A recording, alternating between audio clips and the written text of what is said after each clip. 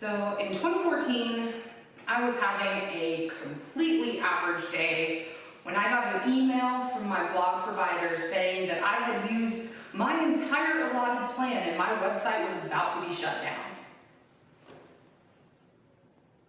I only had like 10 readers at that time, so it seemed unlikely that I had used all of my plan, but sure enough, I go onto analytics and I have an astronomical spike in traffic that I can't explain. Turns out it was a crochet fox hoodie. This simple crochet pattern that I had posted to my blog completely on a whim had somehow taken off on Pinterest and had been pinned more than 10,000 times before activity started to taper off. It still hasn't even fully tapered off because I get traffic to this day from that post. It was a weird feeling, and it was my first glimpse into virality online. Now, I can't say that I was like addicted to this feeling and I wanted to make everything go viral and I was after that high, but it did give me the realization that the best place to share my creativity was online, clearly. So when I was a young child, I was asked constantly, what do you want to be when you grow up? And I always said, artist. I had no idea how to attain it. I had no idea how to be an artist. And I had no idea what I was doing, but it was my go-to answer. What do you want to be when you grow up? Artist. It was like a knee-jerk response at times. So now as an adult, I'm realizing that there is way more nuance to being an artist than I had previously ever thought. There are categories, there are types, there are skill sets. As a child, I didn't get any of that. So there's plenty of different types of artists. We all know that now. But for the sake of this talk, I'm going to boil it down to just two categories. Artists with an audience and artists without an audience. So a hobby artist is an artist without an audience. They just want to make art. They in fact have tons of talent, but probably don't have any idea how to share it with others. They either have no desire to share it, which is totally fine, or they're this category of artists who has a garage full of masterpieces and like 12 Facebook friends. They have the art, but not the attention. So content creators are just artists with an audience. They've somehow cracked the code of social media or media sharing, and their content is being seen by their intended audience. They have both the art and the attention. They may want to even share the artwork and some sort of content being made in the process. So time-lapse, tutorials, behind-the-scenes videos. For them, with an audience to share with, part of their creative process is the sharing. They're often called influencers, TikTokers, bloggers, YouTubers, a whole host of other terms. There's of course also creative professionals who have found some sort of way to make their art into their job, but we're not really going to discuss that here. So despite learning the nuances of being an artist and saying for years that I wanted to be an artist, instead I became a cashier instructor at a craft store, which was art-oriented. I was teaching art classes, and I wasn't making a whole lot of art, but I was teaching it.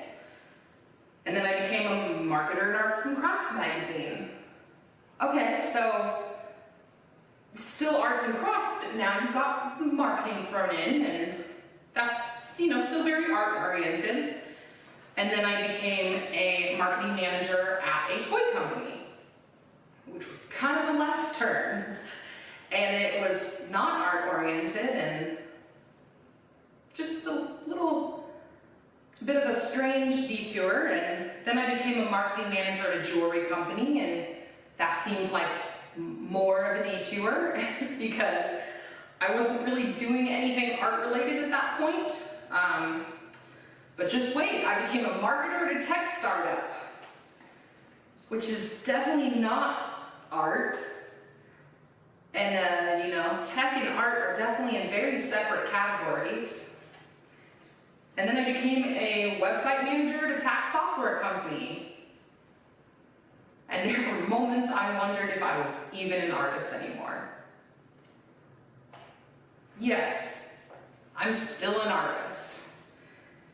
However, in all of these positions, I was learning things like how to teach and demonstrate my artwork, how to create a marketing campaign, how to systematically post to social media, how to A/B test what works for audiences, how to tell a story with marketing and imagery. I even learned that your artwork can be amazing, but if your presentation is terrible, it's not going to get the attention that it deserves. Aesthetic matters.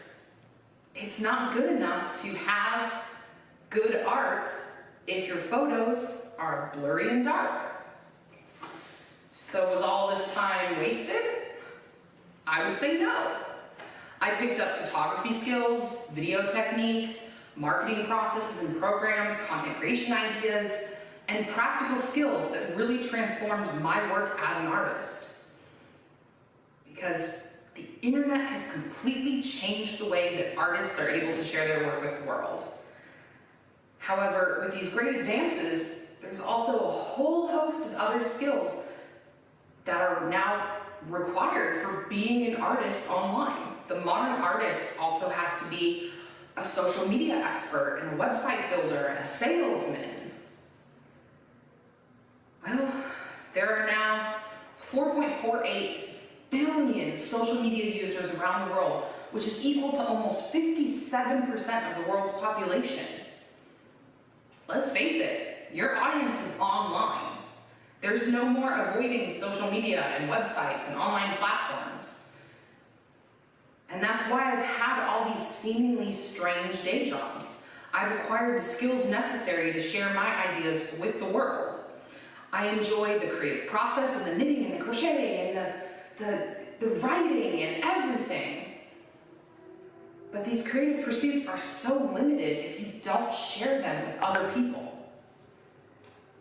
So, to find my tribe, my fans, my people, I went online. I found others who shared in my passions, encouraged my endeavors, and challenged my assumptions. However, I couldn't have done most of this without having day jobs. When I wanted to sell my artwork, I had experience with sales permits and tax requirements because of my job as a shop manager and a buyer. I knew how to take product photography because I had paid attention every time a photographer was in the office, and I had asked the right questions to learn those skills. I had learned social media by managing corporate accounts with audiences vaster than I'll probably ever see in my lifetime. And my job was to experiment to find the best way to share that content to meet that audience. Blogging was only possible because I'd already worked on WordPress at several of these jobs. As an artist, I can now jump creative hurdles to sharing my artwork because I've accumulated seemingly unrelated knowledge while working jobs that weren't about art. So because I took these detours from being an artist, I was able to better equip myself to share my artwork and my creativity with the rest of the world. So as an artist who shares their artwork online, I grapple with this new process of creating every day. I pull out a video camera when I sit down to draw or paint. I take photos along the way so that I have content to share online. While some may not enjoy incorporating this into the process, I feel like it captures the creativity from every angle, and it lets my artwork live online in multiple forms. Every day, I use the skills that I picked up from seemingly everywhere to find new and interesting ways to share with the World Wide Web. I also gain daily inspiration in return as artists around the world share their work for me to enjoy. In both sharing and receiving creativity through online mediums, I feel as though I'm tapping into some sort of creative collective experience, and I get to enjoy the abundance of inspiration available to people in the digital age. So, what's the best advice I can give you? Never stop learning. Never stop accumulating creativity. Because while creativity is limitless, so is your capacity to hold on to and use it. Get a job that helps you build your dreams by building skill sets that you enjoy and can use to share your artwork online. Take classes, read articles, watch YouTube videos, save images to Pinterest. Become a part of the creative community online so that you can share your ideas, but most of all, so that you can see the depths of creativity that are available online. When I got a job as a marketer, I thought I was failing at my dreams of becoming an artist. I thought I would spend hours in spreadsheets and answering emails, and while sometimes that is true, I also built up a skill set that allows me to share my artwork with the world.